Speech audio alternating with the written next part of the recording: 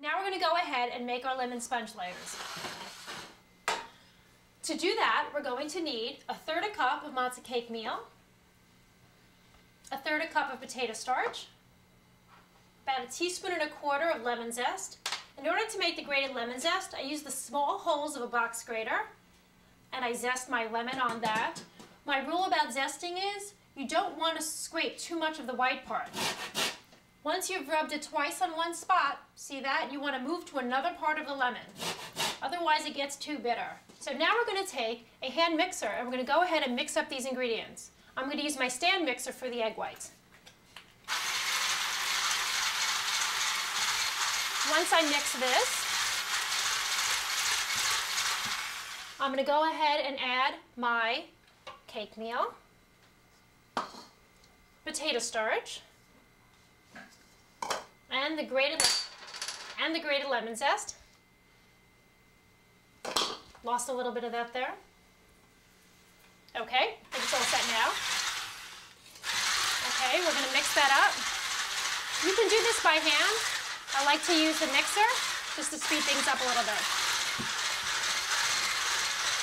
You're going to have this very creamy mixture. What's nice about this recipe, because it has 2 parts to it, is that you don't have to make all the parts at one time or in one day. Typically, I would make the sponge layers maybe on a Monday, and then I would make the lemon cream filling on a Tuesday or Wednesday. The sponge layers can sit in the freezer, wrapped in plastic. And once you make the lemon cream, that can sit in the fridge for up to 3 or 4 days before you use it. I find it so much easier to make desserts where I don't have to stand still for long periods of time. Here. And what I'm going to do is I'm going to dip this in here to heat it up a little bit. I'm going to dry it just a little bit here. You can also do that on a dish towel. And I'm going to use it to smooth the sides of the cake. I can do this a couple of times. And you can do this anytime you ice a cake. It's a good idea to put 1 layer of frosting on it. Then put it in the fridge or even the freezer for a short amount of time. And then add a 2nd layer of icing. Heat up your spatula and use it to smooth out the cake. Finally, I'm going to take some sort of scraped lemon zest with this really fun tool that you can buy in all the major cooking stores.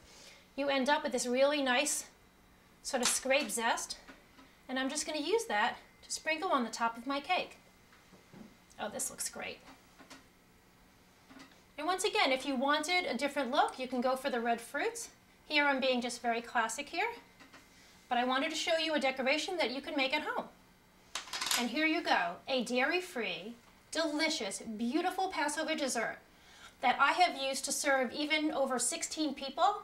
You just keep slicing each quarter into about 4 or 5 slices. It's very satisfying, so everyone will be perfectly happy with 1 piece.